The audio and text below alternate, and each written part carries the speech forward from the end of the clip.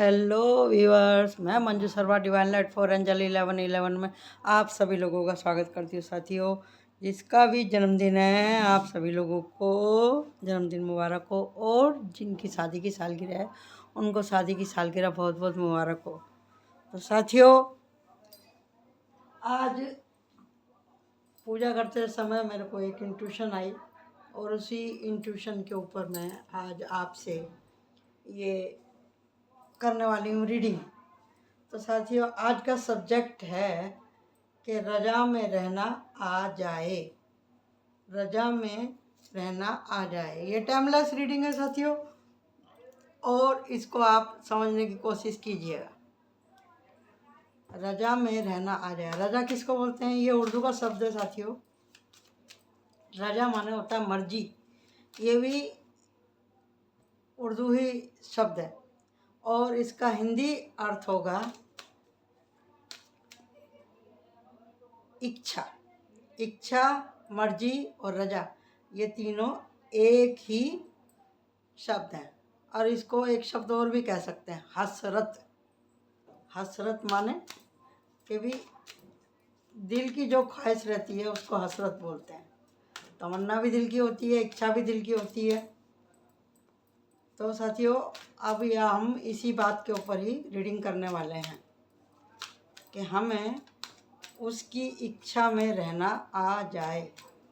यह उस कौन है? ये उस कौन है कि जिसके बिना पत्ता नहीं डोलता, जिसके बिना हम नहीं हैं और तुम नहीं हो। ऐसी क्या चीज़ है?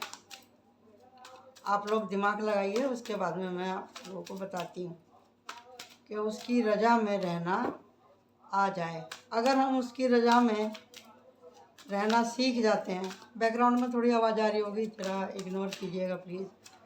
क्या पड़ोसी लोग भी फुर्सत में ही हो जाते हैं। एक तो मैं बना रही हूँ, 2-3 दिन के बाद में कुछ ना कुछ लगा ही रहता है हमारे इधर।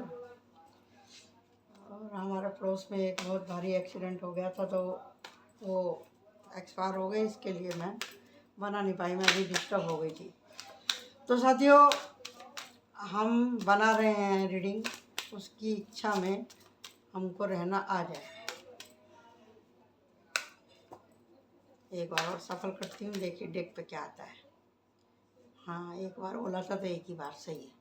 तो यहाँ पे 2 ऑफ वांड्स डेक के ऊपर, और गाइडेंस इसमें से क्या होगी हम निकाल लेते हैं भगवान का नाम लेकर के, ओम। तो हमने इधर रख दिया है ये डेक। तो साथियों, जो हम बोल रहे हैं कि रजा में रहना हमको आ जाए, तो हम वही देखेंगे आज। रजा माने मर्जी, मर्जी माने तमन्ना, तमन्ना माने हसरत। बताइए कि क्या हम अपने सर का एक भी बाल सफ़ेद होने से रोक सकते हैं क्या? बताइए। कौन है जो कि धरती के ऊपर भी, धरती के अंदर भी, पानी के ऊपर भी और पानी के ऊपर पूरी कायनात को संभाल के रखा है? कौन आसमान को संभाल के रखा है? कौन हमको संभाल के रखा है? कौन एक राई के बीज में इतना बड़ा वृक्ष संभाल के रखा है? बढ़ के बीज में बढ़ के जितना बड़ा पौधा, झाड़, मतलब वृक्ष को समा करके रखा है। और आपको पता ही है मछली का और मनुष्य का जन्म किस तरह से हुआ है। हर चीज़ का जिसने डीएनए बना दिया, हर चीज़ का जिसने डीएनए बना दिया, जिसको कि आजकल हम अपनी बहुत बड़ी उपलब्धि समझते हैं, तो वो खुद कितना बड़ा होगा। धरती आकाश को नापने में आदमी की हालत ख़राब हो रही है आजकल, है नहीं? और जो यूनिवर्स है, जो हमको आँख से दिखाई देती है, हम इन अपनी खुली हुई आँखों से जिसको हम देख पाते हैं, वो कायनात, जहाज वाले जहाज से चले गए, रॉकेट वाले रॉकेट से चले गए, कोई नाप पाया है क्या? नाप पाया है क्या? एक ग्रह से दूसरे ग्रह पे चले गए, जैसे कि आप लोगों को मालूम ही, चंद्रमा पे। और ये हैं खास कार्ड। तो इसको मैं पहले ये पढ़ लेती हूँ, फिर मैं आपको बताती हूँ। तो जिस तरह से हमने बोला है कि रजा में रहना आ जाए, देखिए जी, यूनिवर्स को हम माँ के रूप में भी मानते हैं, और बहुत से लोग जेंडर से कोई मतलब नहीं रखते, बहुत से लोग उसको खुदा के रूप में मानते हैं। और जबकि ये है बैलेंस ऊर्जा, क्योंकि यहाँ पे दी चैरियट का भी कार्ड आया है। जब तक नर और मादा का पूरी तरह से बैलेंस नहीं होगा किसी भी चीज़ में, तो सृष्टि का निर्माण नहीं होता। जैसे यहाँ पे लवर्स का कार्ड निकल के आया है कि भाई जब तक स्त्री पुरुष नहीं मिलते, जब तक कोई तीसरा आत्मा जन्म नहीं लेता। यही बात है हर चीज़ के ऊपर लागू। हर चीज़ के अंदर वो डीएनए है, चाहे इंसान का हो चाहे जानवर का हो, चाहे वो जलचर हो चाहे वो वायुचर हो। वायुचर मतलब पंछी, और जलचर माने ये आपके मगरमच्छ, हेल मछली, छोटी मछली, पॉपुलेट मछली, है ना, कछुए, मगरमच्छ, घड़ियाल, जो भी कुछ जीव जंतु हैं, स्टार फिश वगैरह, फीता फिश वगैरह, सब जल में रहने वाले, और सबके अंदर वही डीएनए होता है, सबकी वही राम कहानी है, एक स्त्री गुण और पुरुष गुण। जब तक उसमें इक्वल नहीं होगा, जब तक निर्माण नहीं होता। इसी तरह से पेड़ पौधों में भी है स्त्रीलिंग और पुल्लिंग। पेड़ पौधे, वनस्पति में भी वही क्रिया होती है, जिसमें नहीं होती उस वृक्ष के ऊपर फल नहीं लगते। इस बात को आप जितना समझ लेंगे उतना ही बेहतर है। अच्छा, ये चीज़ें जैसे मैंने आपको बताया जीव के ऊपर लागू होती है, जंतु के ऊपर लागू होती है, लेकिन हम पर कैसे लागू होती है उसको आप देखिए। ये है दी कार्ड पढ़ के बता दूँ मैं आपको। The tower, 3 of sword, 2 of sword and 10 of sword and 8 of sword, devil, और यहाँ पे है 8 of pentacle and 10 of wands and 10 of cup, the hierophant, the knight of coin and king of pentacle, 2 of wands, lover and queen of pentacle and king of sword and the star, emperor, और है 6 of wands and the bird and 7 of pentacle and 8 of wands and 10 of pentacle and wheel of fortune, the chariot. the chariot के card में समझने वालों के लिए बहुत कुछ है। जो कार्ड सेम हैं उनको मैं एक जगह लगा देती हूँ, ताकि आपको मैं फिर जब समझाऊँ तो आपको अच्छे से समझ में आ जाए। ठीक है जी, जब आपको समझ में आ जाए। ये मैन कार्ड हैं, और यहाँ पे ये 9 ऑफ पेंटिकल है, और यहाँ पे 10 ऑफ पेंटिकल है। ये मैं इधर लगा देती हूँ। जो निगेटिव कार्ड है उसको निगेटिव में मिला दिया, जो पॉजिटिव कार्ड है उसको पॉजिटिव में मिला दिया है। और यहाँ पे है ace of sword and the sun, the temperance. तो कहानी शुरू होती है हमारी टेम्परेंस से। और टेम्परेंस की सिचुएशन हमारे जीवन में कब आती है, हमारे जीवन में कब आती है, इस बात को आपको बहुत समझना पड़ेगा। किसी का भी जीवन, चाहे वो अमीर है, गरीब है, चाहे रोड पे रहने वाला है, चाहे वो मध्यम वर्गीय, किसी का भी जीवन आज की तारीख में तो आसान नहीं है। चाहे आप शादीशुदा हैं, चाहे आप कुंवारे हैं, चाहे आप बच्चे हैं, आप लड़की हैं चाहे लड़का है, चाहे आप अभी ही तत्काल पैदा हुए हैं, समय किसी को बख्शता नहीं है, ये आप लोगों को पता ही है। आपको पता है श्री कृष्ण के जन्म होते ही उनको माँ बाप से दूर कर दिया गया। यीशु मसीह का जन्म का भी आपको पता ही है कि किस तरह से उनका जन्म हुआ। मूसा, कुरान में है ना, मूसा कैसे पैदा हुए और कहाँ से कहाँ पैदा, कहाँ हुए और पले कहाँ। यानी कि जितने भी नबी, पीर, पैगंबर, साधु, संत, अवतार जितने हुए हैं, सब ने पैदा होते ही कष्ट झेला था।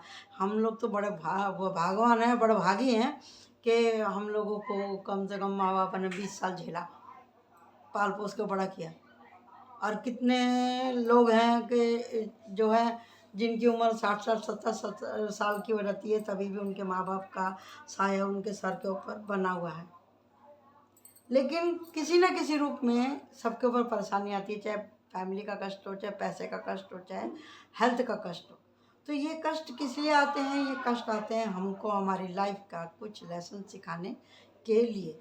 तो हम क्या करते हैं, परमात्मा से शिकायतें शिकायतें शिकायतें करते हैं, हम खुश नहीं रहते। थोड़ा भी दुख आएगा तो हमको लगता है कि भैया हमारे ऊपर ही टूट पड़ा है सारा पहाड़, धाराशायी हो गया भैया, मेरे जीवन में कुछ बचा ही नहीं है, मेरा तो दिल टूट गया, मेरी तो समझ में ही नहीं आता, मैं तो एकदम स्टक हो गया हूँ, मैं क्या करूँ, मैं क्या करूँ, मैं तो मर जाऊँ, मैं मर जाऊँ, ऐसे ख्याल आते हैं। अब बहुत से लोग मर भी जाते हैं। क्यों मर जाते हैं? क्योंकि उनके ज्ञान के चक्षु उनके बंद हैं, उनको समझ ही नहीं आता कि मेरे को क्या चूज़ करना है, क्या चूज़ नहीं करना। यहाँ पे आके, धरती पे आकर के आँख खुलने के बाद में माँ बाप की कस्टडी से बाहर निकलते के साथ ही उनको हवा लग जाती है। किसी किसी को घर के अंदर ही हवा लग जाती है, किसी किसी को घर के बाहर हवा लगती है। जैसे कि किसी का घर का वातावरण ही खराब है तो वो शांति खोजने के चक्कर में बाहर जाते हैं और फिर वहाँ जाकर फंस जाते हैं। किसी किसी के घर में ही इतना बवाल होता है, इतना बवाल होता है किसी किसी के घर के अंदर कि वो वहीं से ही सारी बातें सीखता है। अच्छाई बुराई, निंदा, लड़ाई झगड़ा, चीखना चिल्लाना वो अपने घर से ही सीखता है और शिकायतें करता है भगवान से। और इसमें पूरी फैमिली का हाथ होता है, पूरी फैमिली के व्यवहार का हाथ होता है। उठना बैठना, खाना पीना, पढ़ाई लिखाई है या नहीं है, संस्कार है या नहीं है, वो सब कुछ एक उस बच्चे के ऊपर पड़ता है। कुछ उसके जीन्स के थ्रू आता है। देख रहे हैं ना ये कर्म, ये जो हमारे पेंटिकल है यहाँ पर,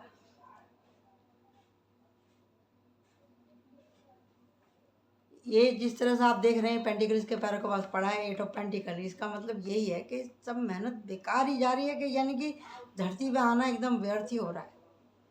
प्रॉब्लम जो कि बढ़ती ही जा रही हैं, सोचने समझने की जो सहालियत होती है, जो वो उसका अकीदा कह लीजिए, सोचने समझने की सहालियत का मतलब ये होता है समझदारी। जिसको समझदारी नहीं रहेगी तो वो समझेगा क्या, यानी कि कुछ जानते हुए समझना भी नहीं चाहता, क्योंकि उसके दिल पे भार इतना ज़्यादा है, आंखें बंद हैं, कान से सुनता है बस वो, और हर बात को दिल पे लेता है। और नतीजा ये है 9 of sword and 10 of sword, देख रहे हैं 8 ऑफ सॉर्ड, यानी कि ख्याल ख्याल ख्याल ख्याल ख्याल। और जहाँ पर ख्याल ज़्यादा होते हैं उसका तो फिर भगवान ही मालिक है। हद से ज़्यादा सोचना, ओवर थिंकिंग करना, इससे ज़िंदगी तबाह हो जाती है लोगों की। और हम यहाँ पे सवाल कर रहे हैं कि रजा में रहना आ जाए। जब हम जो भी हमारे जीवन में चैलेंज आते हैं, कोई भी अच्छा आदमी आता है आपके जीवन में तो आपको प्यार सिखा के जाता है, कोई ख़राब आदमी आता है आपके जीवन में तो वो भी तो कुछ सिखा के ही जाता है ना, तो सीखो ना उस बात को। आपकी कमियां वो गिनवा के जाता है, आपको धोखा दे के जाता है, आपको आपकी कमज़ोरी का फ़ायदा उठाता है। तो आपको ये करना चाहिए ना कि आपको कमज़ोर नहीं बनना है, आपको अपनी आँखों को पट्टी खोलनी है। आपने जो उसके ऊपर हद से ज़्यादा विश्वास किया, आँख बंद करके जो आपने विश्वास किया, आप जो उसकी हाँ में हाँ करते चले गए, हद बेपनाह बेइंतहा, किसी भी सुख के कारण, किसी भी लत के कारण जो आप उसके चक्कर में पड़ गए, तो आपकी मेहनत तो खराब होनी ही थी, आपके ऊपर तो बोझा पड़ना ही था। क्योंकि इस चीज़ को आपने इंजॉय करा। ये इंजॉय का है, ये इंजॉय मतलब ये इंजॉय की ब्लैक साइड है, यदि चैरियट है। ये चैरियट यहाँ पे कह रहा है आपसे कि ब्लैक एंड वाइट के अंदर बैलेंस करो, बैलेंस करो, बैलेंस करो। समझो कि भाई अपनी गलतियों को स्वीकार करना सबसे बड़ी बात है, और फिर उसको दूर करना भी, उसके ऊपर काम करना भी सबसे बड़ी बात है। यही लेसन हम सीखने के लिए यहाँ पर आए हैं। यही हमारे जीवन की, हमारी सोल की जर्नी होती है। कर्म, हर धर्म में कर्म को प्रधान बताया गया है। कर्म माने जो हम कहते हैं, सुनते हैं, करते हैं, बोलते हैं, ये सब कर्म में ही आता है। और जो भी जीवित चीज़ है यहाँ पर, वो बिना कर्म करे रह नहीं सकती। सूरज निकलता है, सूरज डूबता है, पानी बहता है, बहता है। गर्मी के बाद में सर्दी आती है, सर्दी के बाद में गर्मी आती है, गर्मी के बाद में फिर बारिश आती है, बारिश के बाद में फिर हेमंत आती है। यानी कि एक हिंदुस्तान में ही 6 तरह की ऋतु आती है। बदलाव है ना। पहले हम किस तरह से माँ के गर्भ में गए, वहाँ पे हम 9 महीने रहे, फिर बाहर आए, हम छोटे बच्चे थे, हमने पहले दूध पिया, आज हम जो है 1 किलो अनाज खा जाते हैं। तो मतलब कैपेसिटी बढ़ी रही ना, यानी कि कार्य हो रहा है ना। धरती भी गोल घूम ही रही है, चंद्रमा भी गोल घूम ही रहा है, ब्रह्मांड भी घूम ही रहा है, सांस चल ही रही है। ये सब किस में आता है? ये सब किस में आता है? कार्य में, गतिशील, है ना। चक्र, जीवन चक्र का घूमना, उसी में ही सब घूमते, हम और आप, जीव और जंतु, धरती, आकाश, ब्रह्मांड, एक यूनिवर्स दूसरी यूनिवर्स के चक्कर काट रही है। यानी कि गति, गति माने जो मैंने आपको बोला था, कर्म, कर्म के बिना हम रह नहीं सकते। तो इसी का ही मतलब ये है कि भी जब आप जो ये जो कर्म हैं उसके फल तो भोगने ही पड़ेंगे। इस नियम से स्वयं भगवान भी नहीं बच सकते। जिसने ये रूल बनाया ना, वो भी इसमें फंसा हुआ है। भगवान वो अपने नियम जो बनाता है अपने ऊपर भी लागू करता है। जब ही ना बार बार भगवान धरती पर आते हैं और इतना कष्ट उठाते हैं, रावण से लड़ाई करते हैं, दुष्टों से लड़ाई करते हैं, और जो बेचारे लोग हैं उनकी मदद करते हैं, जो पूजा पाठ कर रहे हैं उनकी भगवान रक्षा करते हैं। इतने अंधकार के बाद में उजाला होता है, एक्शन लेते हैं भगवान। जो अनबैलेंस हो चुका है, जिनको कुछ समझ में नहीं आ रहा, जो यहाँ पे सीखने के लिए आए हैं, जो भगवान से गुहार कर रहे हैं, वो फिर भगवान उनकी मदद करने के लिए आते हैं ना, अवतार होता है ना। तो यही बात मैं आपको कहना चाह रही हूँ कि जो भी हमारे साथ में सिचुएशन हो रही है, अगर हम उसको अपना इम्तहान मान के ठंडे दिमाग से जब हम करने लगते हैं, काम को करने लगते हैं, तो हम भगवान से शिकायतें करना बंद कर देते हैं। तो क्या मांगना चाहिए हमें भगवान से? भगवान से सदा हमको क्षमा, और क्षमा के बाद में, क्षमा माने माफ़ी, समझे ना। जब हम उससे माफ़ी मांग लेते हैं, क्षमा मांग लेते हैं, तो उससे हमें क्या करनी चाहिए? मिन्नत गुजारिश कि मालिक तू हम पे रहम कर, हम पे करम कर, अपनी दया दृष्टि हम पे बनाए रखना, अपनी करुणा हमारे ऊपर बनाए रखना। क्यों? क्योंकि ये जो आत्मा इस धरती पे आई है, परमात्मा से इसकी जो शादी हुई है आत्मा की, तो यहाँ पे वो सीखने के लिए आई है, बैलेंस होने के लिए आई है, लेसन सीखने का। ये है ना हाइपोथेसिस। इसने इन अपने गुस्से पे, नशे पे, अंधविश्वास पे, अपनी बुरी इच्छाओं पे, अच्छी इच्छाओं के ऊपर बहुत कंट्रोल किया है, बहुत मेहनत किया है, बहुत बोझा ढोया अपने कर्मों का, जब जाके वो आज हम हाइपोथेसिस बन पाए हैं, हाइपोथेसिस के लेवल में हम आ पाए हैं। हर कार्ड के 2 अर्थ होते हैं, लेकिन मैं आपको आज इसका यही अर्थ बताने वाली हूँ। तो जो हमारे कर्म हैं, जो पेज ऑफ पेंटिकल, जिसको का हम इस्तेमाल नहीं करते, किंग ऑफ पेंटिकल, जो कि इस्तेमाल नहीं कर रहा है अपनी सत्ता को, अपनी पावर को, अपनी सोच को। हम अपना आप को राधे समझते हैं ना। हम अपने गुणों को, यानी कि अपनी जो हमारे अंदर की जो हिडन शक्ति है, पावर है, हम उसका सही इस्तेमाल नहीं करते, तो इसके लिए सोच में पड़े रहते हैं। जब हम सोच में पड़ते हैं तो हमें समझ में आता है हम यहाँ पे किस लिए आए। हमें जो ये आत्मा मिली है, जिसको हम, जो प्रकृति हमको संभाल रही है, जो हमें प्रोटेक्ट कर रही है, ये देखो, ये है यहाँ पर द किंग ऑफ सोर्ड और क्वीन ऑफ सोर्ड, ब्रह्मांड की ऊर्जा और यूनिवर्स की ऊर्जा हमें प्रोटेक्ट कर रही है।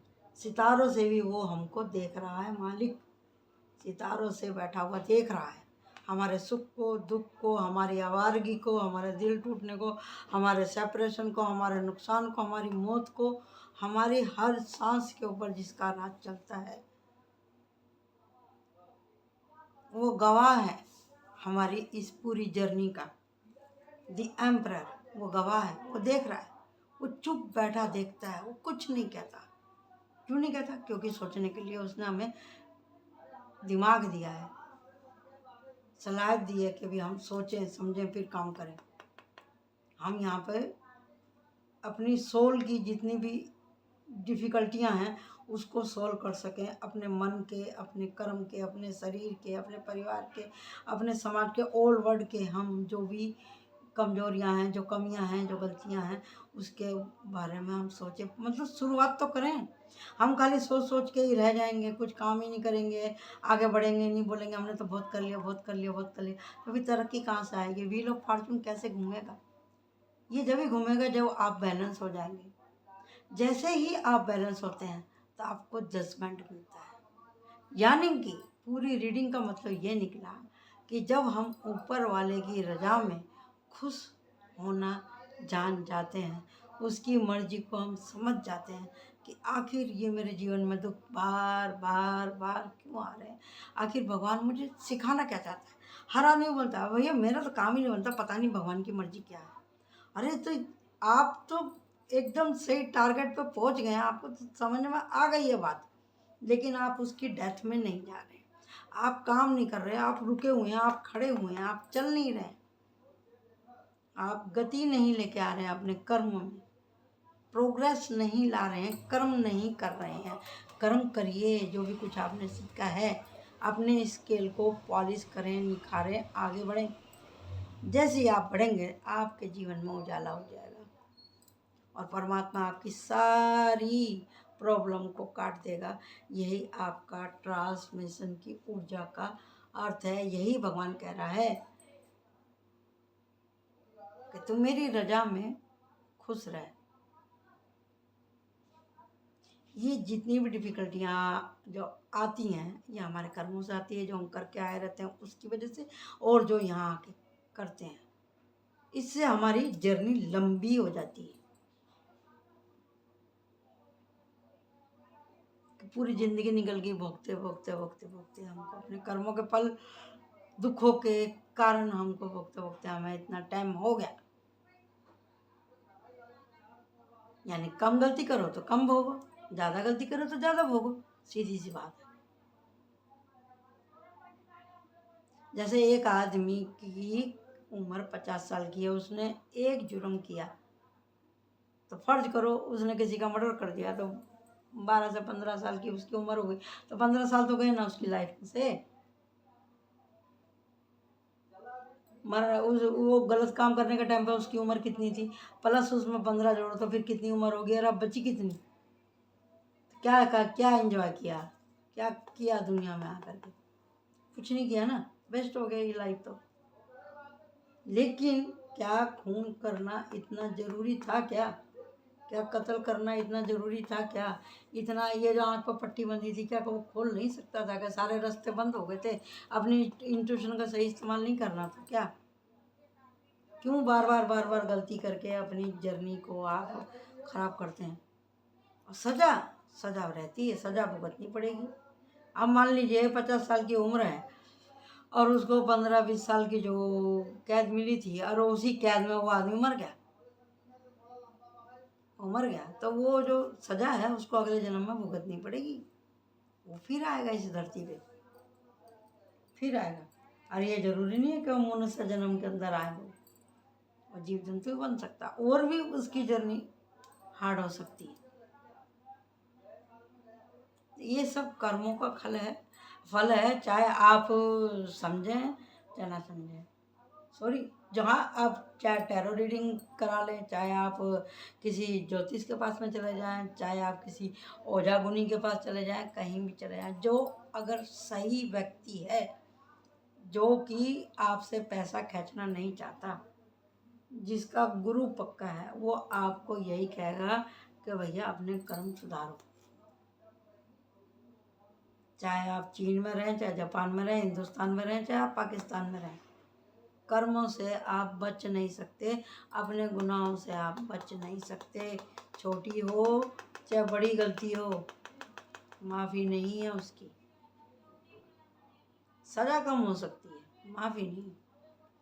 और उसके लिए भी लगातार लगातार आपको अच्छे कर्म भी करने पड़ेंगे, और दातार से, उस प्रभु से, उस मालिक से आपको लगातार माफ़ी भी मांगनी पड़ेगी। आपको खुद को जब तक बैलेंस नहीं करेंगे, नहीं समझेंगे कि मैं करने क्या जा रहा हूँ, मैं कहने क्या जा रहा हूँ, आपको सुकून नहीं मिलेगा। क्या कारण है कि अभी आप किसी एक दिन जब वो अच्छा काम कर लेते हैं आपको कितना सुकून होता है, या कोई आपकी तारीफ कर देते हैं तो आपको कितना सुकून होता है।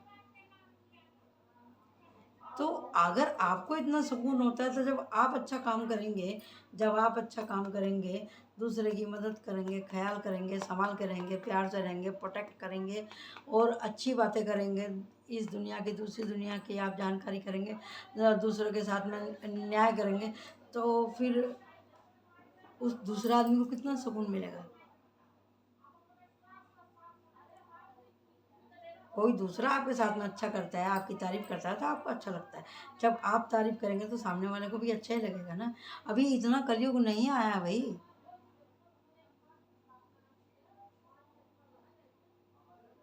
बस ये समझ लो कि भगवान की मर्जी थी तो हम पैदा हुए, भगवान की मर्जी है तो हम मरेंगे। दूसरी किसी की ताकत नहीं है जो हमें पैदा कर सके या मार सके। यहाँ पे फिर दोबारा से यही जुमला आता है कि उसकी रजा में हमें राजी रहना चाहिए, ऊपर वाले की मर्जी में हमें राजी रहना चाहिए। कि अगर हमें उसकी रजा में रहना आ गया तो हमारे सारे दुख खत्म हो जाएंगे। हमें उसके ऊपर विश्वास करना ही पड़ेगा। ये गाइडेंस, ये रहा यात्रा। हमारी जीवन यात्रा को हम चाहें तो सुखद बनाएं, चाहे हम दुख मनाएं। तो ये कर्म का ही कार्ड है, 5 ऑफ पेंटिकल। जैसे मैंने बोला था यहाँ पे सारा घूम घाम के स्टोरी आ गई कर्मों पे। कर्मों के फल तो भोगने ही पड़ेंगे। ये साइकिल अगर आप जितना चाहे लंबी करें, जितना चाहे छोटी करें, अगर आपको ये इन्हीं लफड़ों में पड़ना है, टावर के, 3 ऑफ सोड के, 2 ऑफ सोड के, 9 10 सोड के और डेविल के चक्कर में आपको खाने पीने की लतें करनी है, आपको चापलूसी करनी है, आपको रोज़ गंदा देखना, गंदा सुनना है, लड़ाई करना, झगड़ा करना, ड्रग्स लेनी है, गंदे कामों में आपको रहना है, तो फिर तो भैया कर्म बनते ही रहेंगे, बोझे में ही रहोगे आप। तो इस ये 99 के चक्कर में घूमते कुछ नहीं हो सकता। तो ये थी आज की रीडिंग के भी उसकी रजा में हमें अगर हम राजी हो जाते हैं तो हमारे जीवन का सारा कष्ट दूर हो जाएगा, हो जाता है। ये भगवान ने कहा है। जजमेंट का कार्ड यहाँ पे आया है। लेकिन करना क्या है, अर्जुन के जैसे हमें जीवन का युद्ध जीतना है। युद्ध आपकी भावनाओं का, आपकी आदतों का, आपके कर्मों का आपको जीतना है। कैसे जीतना है, ये रहा, दिलवर से, प्यार से, मेहनत करके। 8 ऑफ पेंटिकल। काम को बोझा ना समझे, कर्म को बोझा ना समझे, दुश्मनी ना लें, हद से ज़्यादा बर्डन ना लें। जितनी क्षमता है उतना ही आप काम करें, खुश रहें, बुद्धि खोलें अपनी, पूजा पाठ करें, ग्रंथ पढ़ें। जिस भी रिलीजन से आप अपने समाज से आप जुड़ के रहें, तभी आपको कुछ समझ में आएगा। अपनी माइंड बॉडी को आप संभाल के रखेंगे। आप जब एकांत में रहते हैं तो आप क्या सोचते हैं आपको मालूम होना चाहिए। आपको कहाँ जाना है, आप क्यों आए हैं, ये आपको समझ में होना चाहिए। तभी आप आगे का सफ़र तय कर पाएंगे, तभी आपकी जर्नी कंप्लीट होगी बोर्ड का जब आप करेंगे। और ये जब ही कंप्लीट होगी जब आप अपना बैलेंस बनाएंगे। जब आप बैलेंस बना लेते हैं तो आपके सारी प्रॉब्लम खत्म हो जाती है और उजाला आपके जीवन में आ जाता है। व्हील ऑफ फॉर्चून घूमता है। 10 ऑफ पेंटिकल आपके जीवन में तरक्की आती है। 9 और 10 यानी कि आशीर्वाद बढ़ ही रहे हैं। आपकी दुआएं रमज़ान में कबूल हो रही हैं। बाउंड्री सेट कर लीजिए अपनी बेवकूफ़ियों से। माता रानी है वो आपसे खुश है, एंजल है वो आपसे खुश है, एंड सिस्टर वो आपसे खुश है। वो भी यही चाहते हैं आप इस कर्मों की चक्की में से निकल जाओ। भगवान के साथ साथ में आपके एंसेस्टर भी ये नज़र गाड़ के देखते रहते हैं कि हमारा बच्चा कर तो कर क्या रहा है। वो कह रहा है तू जीवित है, तेरे पास चांस है, तू कर, अपने लिए भी कर और हमारे लिए भी कर। तो आशा करती हूँ कि आपको समझ में आ गई होगी कि अगर हमें उसकी रजा में राजी होना आ जाए तो फिर तो बल्ले बल्ले ही है। Thank you so much. Like my channel and subscribe my channel. Bye bye.